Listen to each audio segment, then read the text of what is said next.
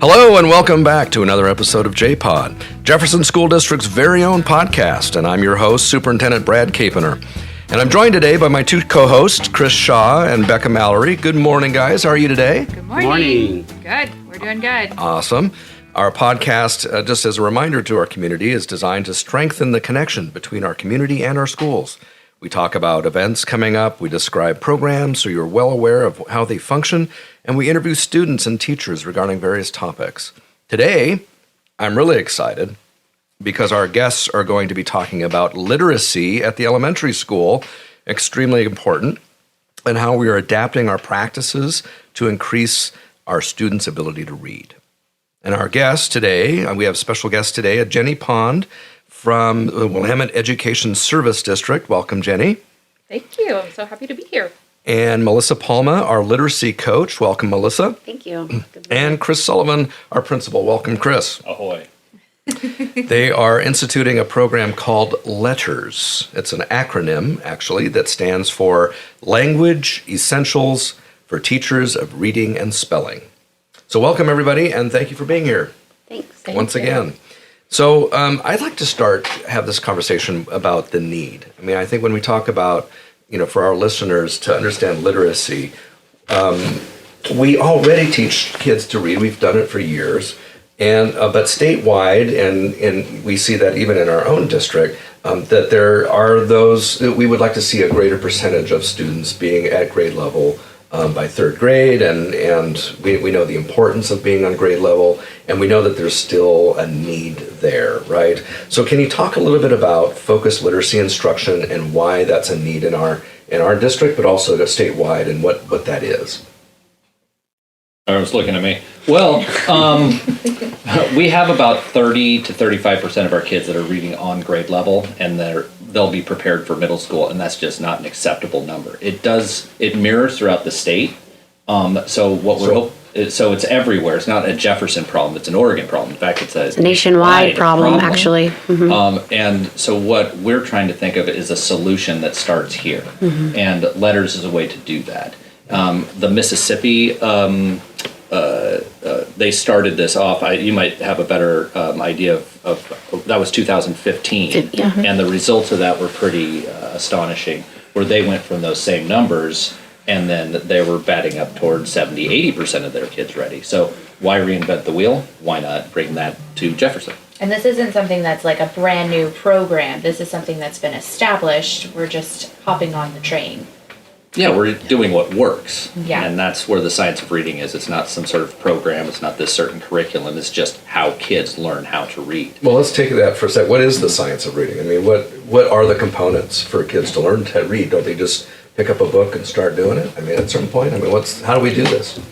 About 30%. Yeah, we'll do that. Yeah, 30%. Yeah, exactly. Melissa, what do you think? Well, I think that, babies are born, people are born, and they have an innate ability to learn language and vocabulary and talk. You start from birth. Unfortunately, our brains are not wired to learn to read. So it's natural for a lot of people to have systematic, explicit instruction, and that's exactly what the science of reading tells us. Teachers have been trying for years. It's not for lack of effort. Teachers are amazing, and they've been working really hard. But it's like we're just realizing, like, wait, we're working really hard, but we're working really hard not doing the right things that our students really, really do need. So that's why we're doing LETRS. And it's a 2-year commitment for our teachers. And so this is something that they're dedicating themselves to. Well, I want to come back to how we teach kids to read in a minute, but you started talking about LETRS, and we've talked about this. It's not a new program necessarily. We also, what Chris was just saying is that there are other states that have been doing this and seeing huge success, which has also contributed to why our state has just passed, and our governor just passed a literacy initiative so that we can start funding statewide more literacy initiatives.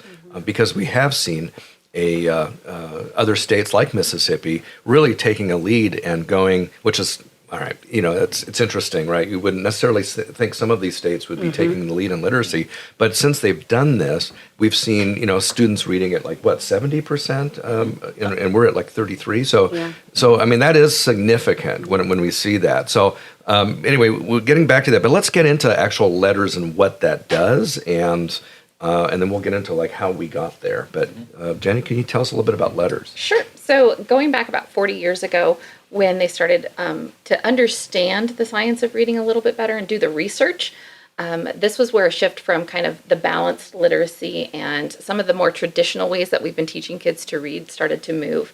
And when this body of research became based out of like dyslexia, more or less, is how it started. And as it grew forward, we kind of discovered what parts of the brain were activated and that all kids really do learn to read in the same way, as Melissa was talking about in these explicit ways. So when we discovered all of these things and we started to look at this program of letters, what it really does is it teaches us the way that kids learn to read and transfers that research and information into a form that teachers can understand and take it, and they can apply that to any curriculum that they're using. So it really builds their content knowledge and their understanding of how students learn, and then are able to apply that with students and what they're finding into their classroom work. So for example, if you have a new implementation here in the district or some of this curriculum that you're currently using, teachers are going to be able to identify when kids are being successful or if they're struggling with different holes in their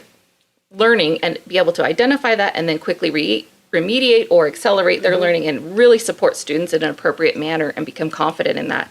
So it'll break it down into two parts. So early on, kids, when they learn to read, they're beginning out with, well, just that, learning to read, and then in grades 3 through 5, they're reading to learn. So it kind of makes that shift, and that's really what we're focused on in the LETRS program. So we start out with word recognition is what they do in year 1, and then in year 2 they do language comprehension.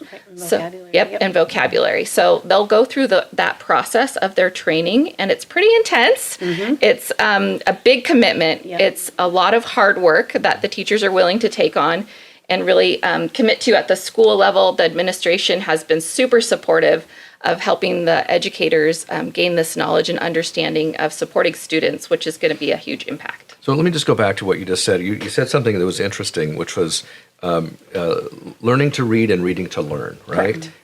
So tell me about, because I don't know that everybody understands this. So we talk about third grade as being like this big monumental change. Right, right. And so kids are learning to read in kindergarten, right? Correct. First grade, because it used to be the kindergarten, we didn't do so much, but now they're doing pieces there, and then first grade and second grade. And so by third grade, then we start to test them, and we start to see, hey, are they on track, right? And then afterwards, then they are reading to learn. And so even in like, middle school, high school, they are reading to learn. Exactly. Right? They're reading more like textbooks instead of, like learning to read. They already know how to read, hopefully, so that when they're digesting the information, they can comprehend it and understand it. And that's also important too, because if they have not reached that ability to read to learn, they're still in the learning to read stage in 3rd, 4th, 5th, beyond, then those students are struggling to maintain or retain that information that they're trying to read, because they're focusing so much on what the words are. And so as a former first grade teacher, I would see that a lot with our students. You would reach that like halfway part of the year where you'd go from like, okay, let's see if you get what you're reading a little bit. And students would spend so much time reading each individual word that by the time they finish the sentence, you're like, okay, so what did that sentence say? Something about a cat, and you're like, no, that's not anywhere close. So it is huge. If they don't know how to read, they can't read to learn. So do we have data? I suppose we do, but I mean, data that shows how many kids don't graduate on time or struggle with self-esteem, those kind of things as they go up the grade levels and don't know how to read? Yeah, I don't know the actual numbers off the top of my head, but research has shown that there's a lot of dropping out of school. There's a lot of poverty in adulthood, and sometimes even worse, sometimes even incarceration. And we really need to get our students the help they need early on. Like you said, in kindergarten, they're already learning to read. And even before that, even before they come to school, they're doing things, parents singing songs and nursery rhymes and playing word games, and all of those things help support learning to read. Okay, well, can we take a minute and let's just talk a little bit about how we learn to read, right? Okay. When we talk about the science of reading and what that is, what is that? I mean, we talk about phonemic awareness. We talk. You just mentioned comprehension, and then there's phonics. What should be happening at what's going on at kindergarten, and what is that phonemic awareness? What does that mean? And Right. for the layperson out there, can you give us some examples of how is this different from how students are currently being taught to read? Yeah, in kindergarten, what's happening is they're really starting strongly on hearing the sounds, articulating the sounds correctly, articulatory gestures, like how does your mouth form when it makes that sound? Is that a sound where your voice is on or a voice is off? So you can feel your vocal cords move or not. And then they start to bring in letter identification, which translates to phonics. And so they do a lot of, it's called Hegarty. And so it's just a lot of word play. So say the word cat. Now say the word cat without the k. What do you have? At. And so those kinds of things, if they don't get solidified early on, that tends to take precedence over even fourth and fifth graders. Like I have struggling fourth and fifth graders, I'll give them a phonemic awareness assessment, and they can't do that. And so that's where we come in and say, okay, this is what we're going to do to fill that hole, because they can't go on with the phonics part and learning that. And then the automaticity has to happen so that you look at a word and it pops into your head like that. So then you build that bank of words that you have. And then, you want the vocabulary and the comprehension piece, all of that. So, And that's a shift really from what we've done traditionally, Right. which is like, for example, it might be cueing and say, oh, look at the picture and figure out what the word is. I think it is. Or, oh, it starts with a B. So what could that word be? And some of these strategies that we've used previously that we've come to find out are really ending up being more for struggling readers and not really helping the kids figure out what these speech to print or like language skills are, and helping them understand really what the word is saying. So being able to actually read the word and not just maybe guess at it or use other clues Context to figure out what clues it or- is. Like looking at the picture. So a lot of the teachers that have been, trained to, like, oh, you can't read this word. What does the picture tell you? What could it possibly be? And that's not reading. You're just using context. Well, because clues when you for get that. older, you're not going to have those pictures. And then if you Right. think about how complex the English language is, like we have rules, but then we have like exceptions to the rules, and then we have exceptions to the exceptions to the rules. I mean, on social media, I see little videos of people who are adults who are learning English, and they're like, okay, so if it works in this setting, then how come it doesn't work in this same exact word? And why do you have the word written in 4 different ways but mean 4 different things, and they all sound exactly the same? How many twos do we need in our English language? And so it is very complicated. You can't just look at a picture for what you're Well, and reading. we moved away from how kids really learn how to read in exchange for setting up cute libraries and doing Yes. some stuff that feel really great Cozy. as a teacher. Everything feels cozy and it feels wonderful. Just read this book together and look at exposure, these that was the big pictures. thing, yeah. Exposure. We're going to expose them to all this beautiful language and literacy, books, photos, whatever. Yep. And they're just going to love it so much that they're going to learn to read. Right. And it doesn't work that way. It doesn't work that way. We had good intentions. Yeah, but and no shame or blame. No shame or because blame. this is absolutely what we were I was taught. This is what I I was have taught. a Yeah. reading endorsement. For sure. I went back Yeah. and I was taught that in my reading endorsement. And now we program. just have the research that shows how the brain works and that this is the most effective way to teach a student to read. And so we want to switch our practices to be able to include these things Yeah. and to really activate a child's brain in that way. And what's kind of occurred and why it was so attractive to teachers to have the coziness part of it is it's fun, it's wonderful, and then when you're watching some of the science of reading, it feels rote, it feels a little boring to the educator, but it's not to the child. Right. So that's the important piece is like we're switching to what works for the kid, not what is the cozy thing that feels best for the adult, right? So it's a kid-focused approach. And I think Interesting. I would love to give props to the elementary school, because the one thing that I love the most is hearing how you have 100% of your teachers on board, which I think in any profession, but especially in education, it's really hard to have 100% of everybody on board. And so to have Right. every single teacher not just be interested, but be willing to do this extra work during their teaching year that is going to be intense, and they want to do it. Like, that's huge. That takes a lot. Absolutely. And we have 21 districts in our WESD region, and it's the only school that has 100% of teacher participation in this program, which is super powerful and really impressive that everybody's committed to this and really to their students and this achievement. So it's awesome. Totally agree. Yeah, I want to stay on that just a second, because how did that happen, Chris? I mean, and Jenny, because I mean, it takes a couple different, first of all, where did this idea come from? And then how did you get it to the staff to all want to do this? And then how do we get the ESD to say, sure, we'll take care of your whole school? I mean, how did this all come about? Very briefly, it could be long, but we'll make it fast. Melissa Palma kept hassling me about it.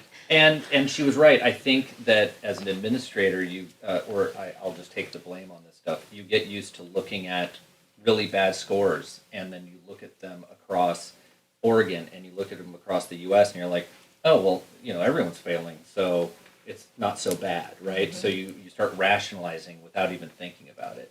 And then Melissa Palma, again, made me listen to a really great podcast called Sold a Story, all about reading. And I was, on a drive and listening to this, and there was a point where it was like, what percentage of kids is it okay to fail? And I realized I'm looking at 35%. And we're passing on kids to middle school failing.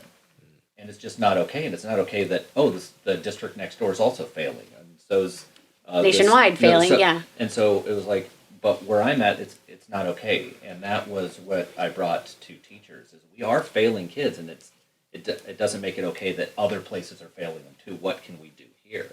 And the other piece that I think got teachers on board is the fact that 31 states have passed some sort of legislation or policy that at least kindergarten through third grade has this education. I can cite Colorado. You can't teach in Colorado without this education, K-3. So that has been passed there.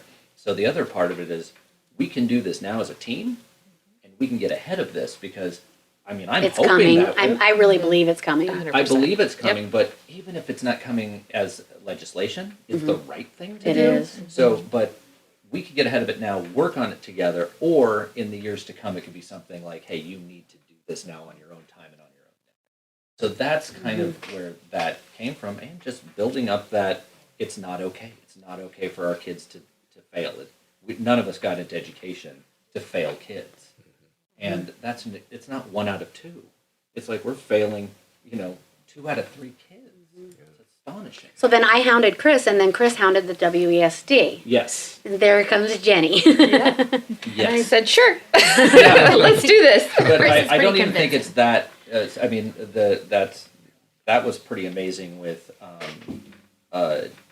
the WSD, is that they had spots for other districts. Not all of them were taken, and they did a wonderful thing by just saying, yeah, you can take the remaining spots, and they even added on A couple. more, some extra ones, so that every single person, kindergarten through 5th, could do it. And where 4 or 5 came in is they felt left out. It was initially K3, we've got to do that, and then 4 or 5 said our kids aren't reading at level either, and we don't know. We don't know how to do it. We don't know how to help them. We want to be part of this We want to training. be part of this, so Right. that was huge. And when you brought that to me and said, like, if 4 and 5 wants to do this too, because we had a different plan for the 4th and 5th grade teachers. But they made a really good point, right? Because if they have kids who don't make, in 3rd grade, and they still can't read in 4th, do they have the skills in order to teach Right. and mediate and help those kids?